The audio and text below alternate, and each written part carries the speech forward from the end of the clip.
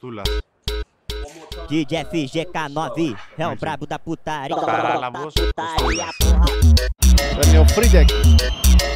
Σουλεϊμάνοφ, Μόντσου, η πίεση από τον Κοστούλα, ο οποίος θα κερδίσει την μπάλα και βγάζει τον Ολυμπιακό σε θέση βολής τώρα.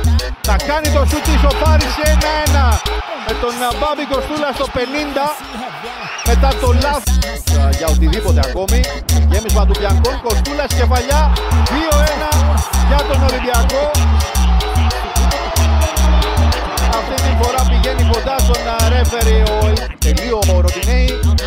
Κεφαλιά του Κοστούλα 4-2, ο Ολυμπιακός στο 83 με τον Μπάμπη Κοστούλα να σκοράρει από την εκτέλεση του. Μένει ο Πορτογάλος, πίεση και από τον Νότο, θα περάσει στο χώρο εξαιρετικά για τον Κοστούλα, ο οποίος σουτάρει.